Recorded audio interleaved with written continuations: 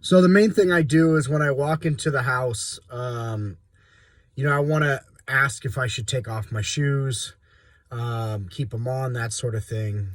Another thing I'm doing is I'm kind of wandering around their home a little bit, and I'm complimenting them on the house itself. This is a really nice house. How long have you guys lived here?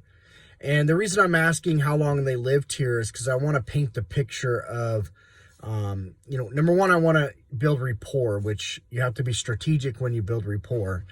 But I also want to be efficient. So I'm going to ask questions that are going to give me information that I can use to progress the sales process, but also allow me to build rapport at the same time. So I'm going to ask questions on how long you've been here, where are you from? If they haven't been there very long, where did you move from? The reason all that's important is because I'm trying to paint the picture of, one, if they've lived in that area or the area of Washington for a while, then they've noticed a lot of changes in traffic, the number of people moving into the area. All this is important is because I'm trying to capture the idea that things change and things move rapidly.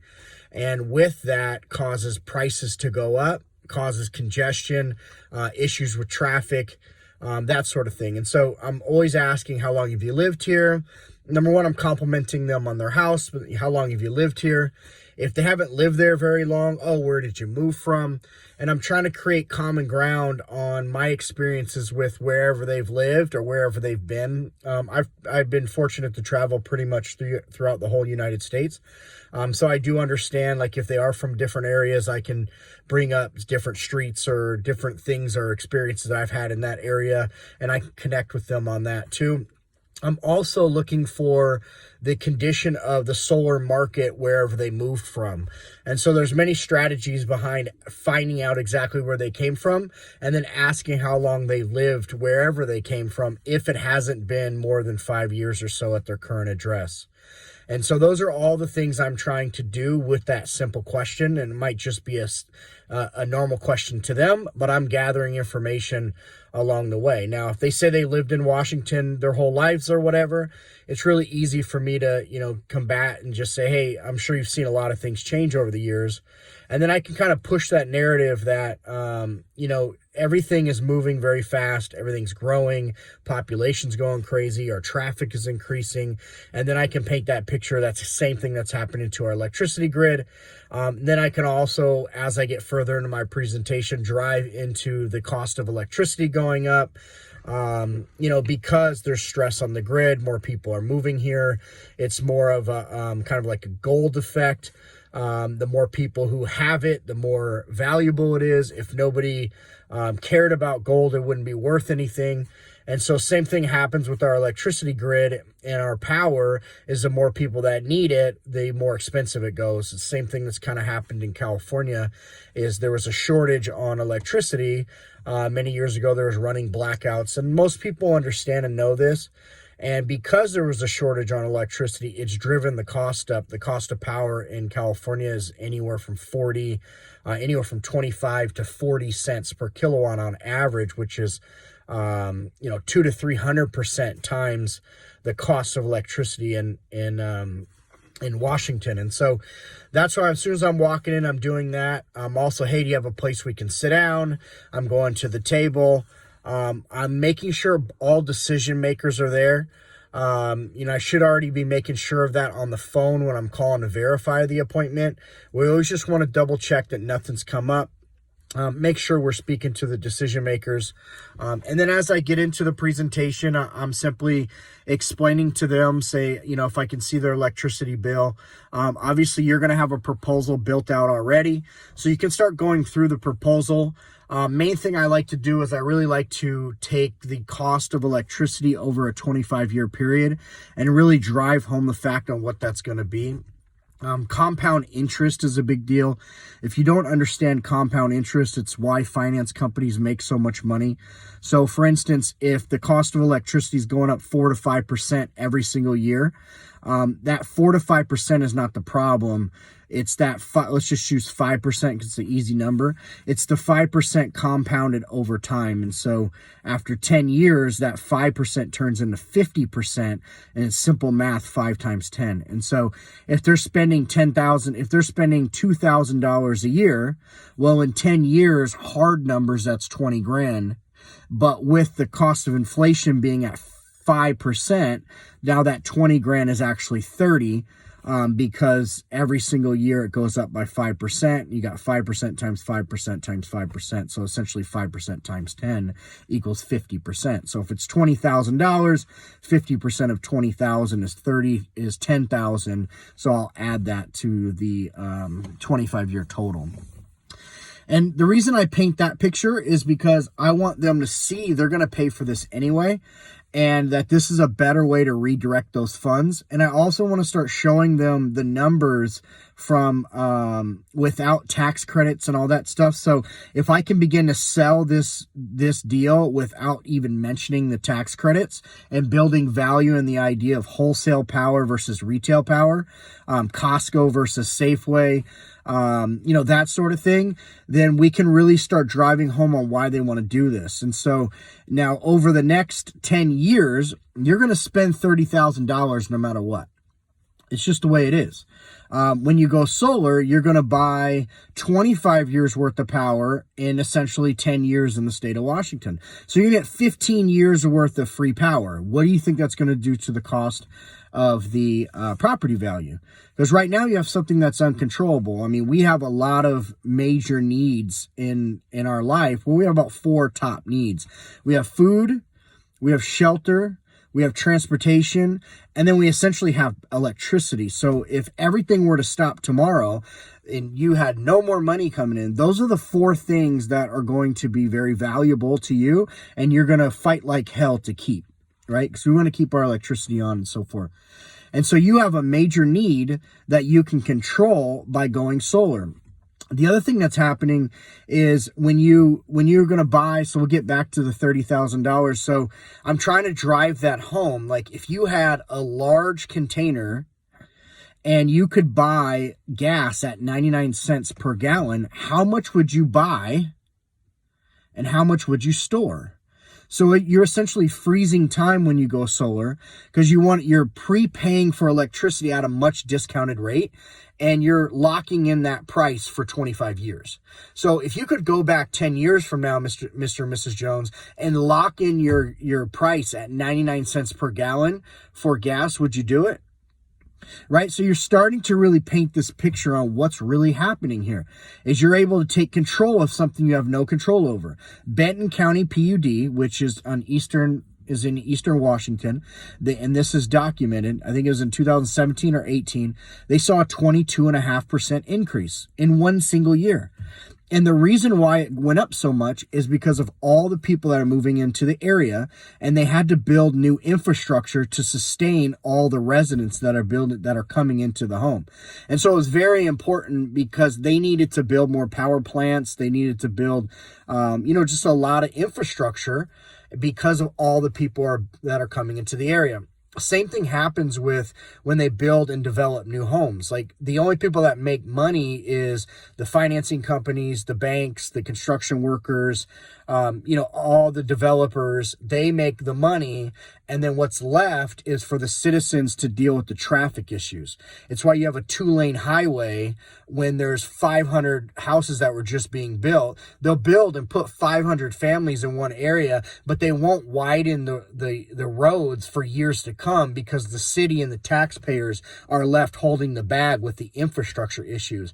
And the same thing happens with electricity companies. So when they need something and they need to expand their footprint or add to their current electrical grid, they're going to come back to you, the Mr. and Mrs. Jones, the customer, for that money. I mean, they're not going to take it out of the CEO's pocket or any other shareholders. It's not going to happen. And so that's what happens. And then they go to the Public Utility Commission, and then they ask for rate increases.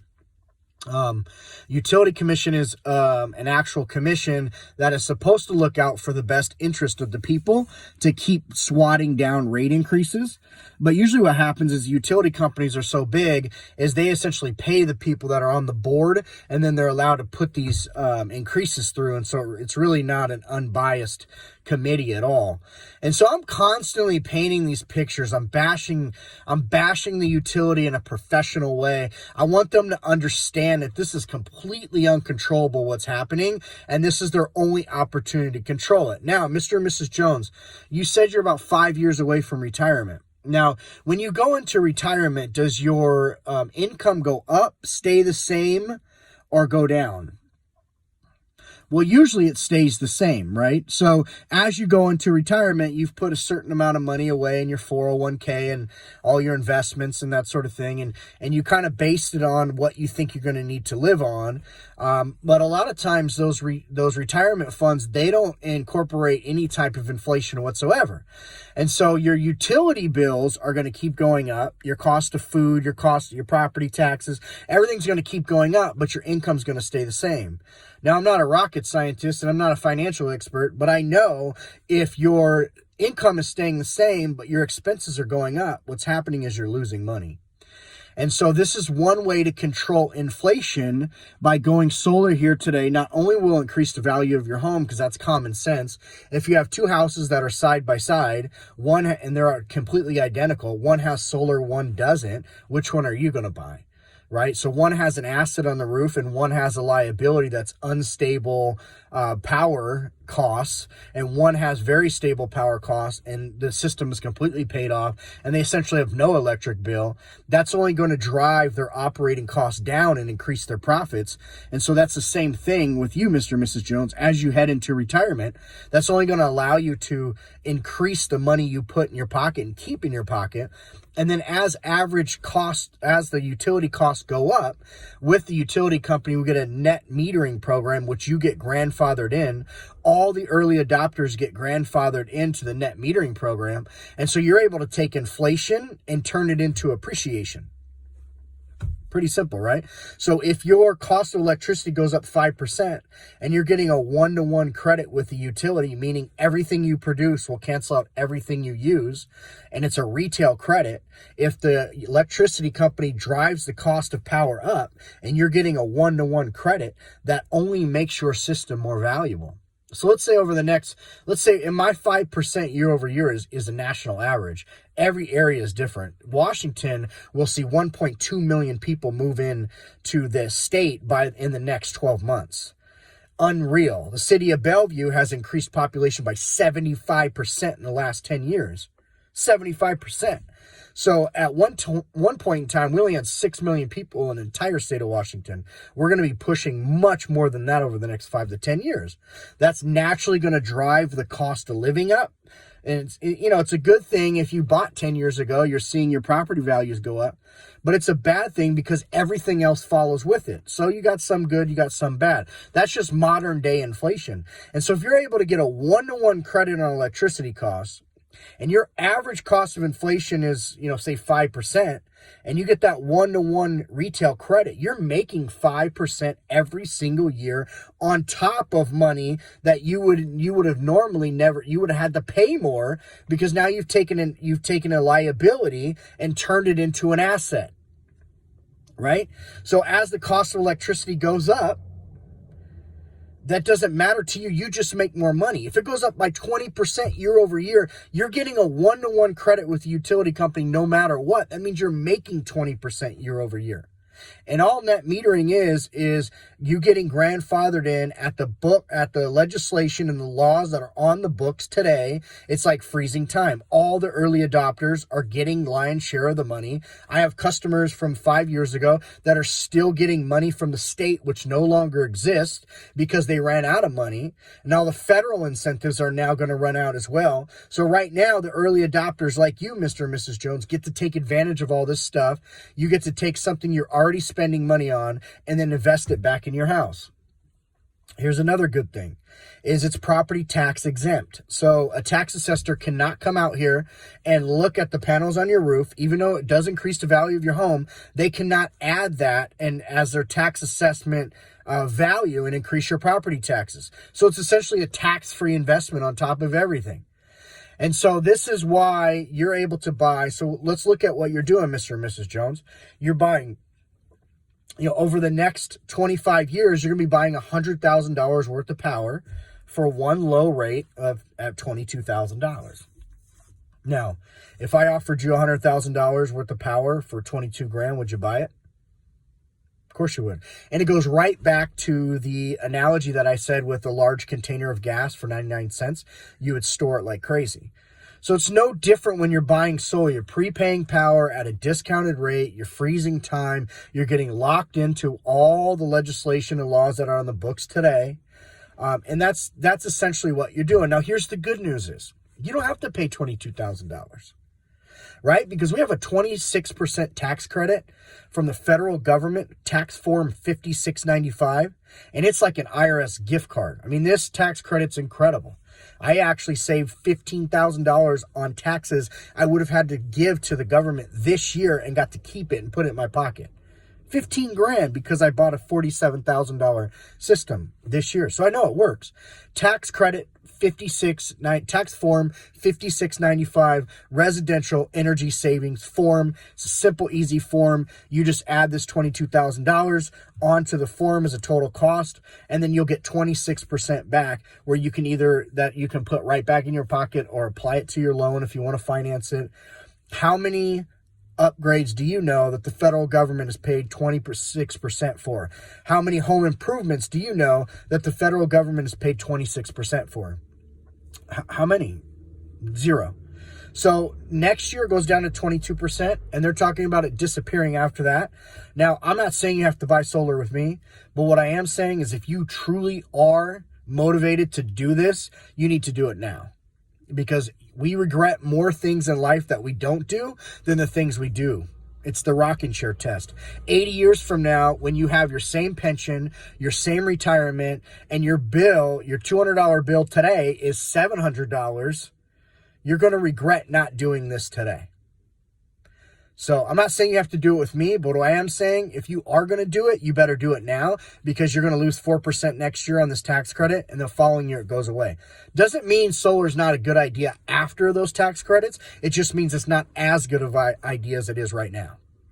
So let me ask you a question. If I was able to do all of this for you here today, would you go solar with me today? And so I'm trying to create that sense of urgency. I'm checking their temperature. Everything I've just explained to you is kind of just a run-on rant of what I say. But as I say it, I'm reading body language. I'm watching their arms. Are they crossed? Are they nodding? Are they looking around? Are they checking their phone? Because I want to know if they're engaged. And all of that is a ton of information. But one thing I'll say is if they understand it, they buy it. That's it.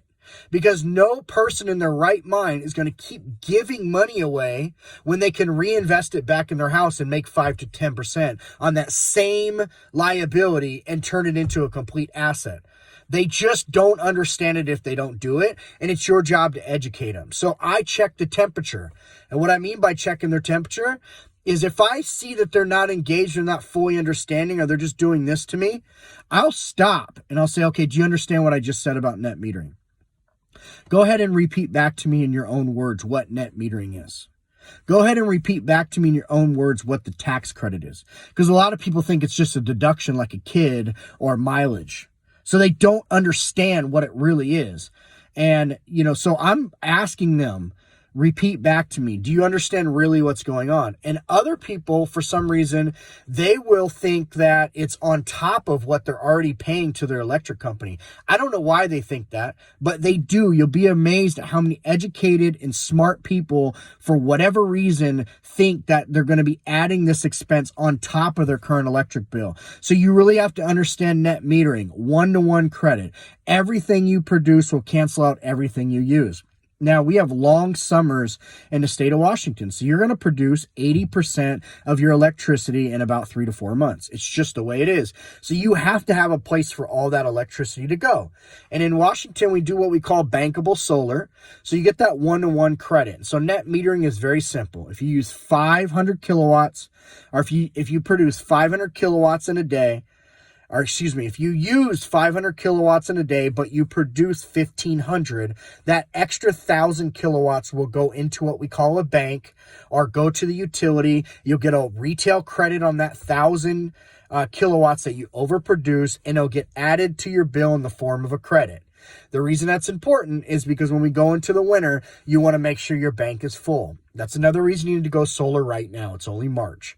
We have the lion's share. We're only 4 weeks out. We have the lion's share of production coming. So now is the best time to go because you want to build your bank up and make sure you're pulling from that bank when it gets dark at 4 o'clock and it's nasty, cold, and wet outside. So you need to draw from that bank so you're not paying 2 bills in the winter. So these are all reasons and all things you want to tell your customer. These are everything that I tell my customer. And I just really try to take it slow with them. I'm going fast for this video because it's a lot of information. We're already at the 20-minute mark, so it's a ton of information. I'm trying to pull it in so you can rewind, cipher it, pull it out, write down the key points, whatever I said, whatever you like. Take and add it and just recite it to yourself over and over and over again. And I'm going to think of other stuff too, as I get rolling. So this is a good start for you guys. Use this knowledge and this information, implement it into your pitch. Information without implementation, it means absolutely nothing. Having a goal with no action is just a dream with no deadline. So you guys got to really focus in and try this stuff and implement it, because that's really what's going to add to your guys' success. And remember, they only buy if they understand, and you have to check the temperature of the customer to make sure they get it. The last thing I'll tell you is usually when you get down to the part where you've explained everything, you just want to shut up. You don't want to overclose. You don't want to underclose, because when you've explained it all, now what's going to happen is they're going to want to talk to each other. A husband and wife, they're going to say, can you give us a minute? Or if they really understand it, they're going to say these magical words that you work for and that you will love to hear. What do we have to do to get started? And I'm telling you, this is a rush like I've never had in my life. I've had sales jobs my entire life. It's all I've ever done. But to have somebody say, what do we have to do to get this started? You know you did your job correctly. Now, let's say they want to think about it. Well, this all sounds good. Can we think about it? What they're really saying is we don't understand it. Or if you see some banter between the two of them and they're starting to kind of argue back and forth, that usually means that the wife understands it, the husband doesn't. Husband understands it, but the wife doesn't. At that point, in that phase, I will turn myself to whoever doesn't understand it, and I will focus 120% of my energy on them to get them to understand it. And I'm very aggressive with them at this point, not from an asshole standpoint, but because I want to help. I truly want to get as many panels in this world as we possibly can, and I need to focus on the person that doesn't understand it. Because what happens is if you just leave, then they're still not going to understand it, and it's going to cause a fight. And I've had this happen many times where I think I have this great deal, everything's going well, I'll call back, and the wife ducks me, doesn't want to talk to me, and the husband's like, look, we just decided not to. And I know what happened, because the husband was gung-ho when I was there. What happened was he could never convince the wife because she never truly understand the numbers and what was happening. And so be very mindful that you need to understand, if it's a husband and wife, that both of them get what's going on. And you'll know based on body language, and you'll know based on what they say and how they say it. Or we need to talk about it. We need to think about it. If you're in a situation where they both understand it, they're just going to say, what do we got to do to get started? Because they're going to look at each other and be like, well, what do you think, babe? What do you think? And they're going to start jumping up and down and be like, well, yeah, let's go. Let's get this rolling. And you're going to see this body language from them, and you're going to get excited, but do not get too excited. I just keep it real casual. Reach my hand out and say, congratulations for going solar. And that's it. And I keep it as calm as possible. And I just say, now here's some things we need to do. I'm going to need your power bill. I'm going to need copies of your IDs. I'm also going to need you to go get me your proof of income. And then we're just going to apply for this loan together. You can pay off this loan early if you want. There's no prepayment penalties. And I'll do another video based on the financing and how to explain it. But essentially what we've done is give us a call. We'll do a welcome call and we can explain the financing to start, because I know it's a lot. But that's it. Now let's say they're you can kind of feel like one doesn't know or isn't sure, but the other one is. Just simply excuse yourself. Hey, can I use your bathroom? Don't underestimate the power of excusing yourself, because they're going to talk amongst each other and they're going to you're going to be able, when you get back, you're going to be able to see right away who doesn't get it. So you guys have any more questions for me? Yeah, we do have a few, or the wife, doesn't fully and you guys get what I'm saying. And so that is, if you've been there an hour and a half and they still don't understand it, we'll stay another hour and a half. If you've been there 3 hours and they still don't understand it, stay another 3 hours, whatever it takes. There is no other meeting. You will not come back. You will never see these people again. This is your moment. I look at sales as a thermometer. And if that thermometer is at 80 to 90 degrees while you're there, the minute you leave, it goes to 50 to 45 degrees. There will not be another meeting. Do not tell yourself there is another meeting. Do not allow yourself to think that they're going to call you back, because they just simply will not. 1 out of 10 might, but it's your moment right then. If they understand it, they buy it.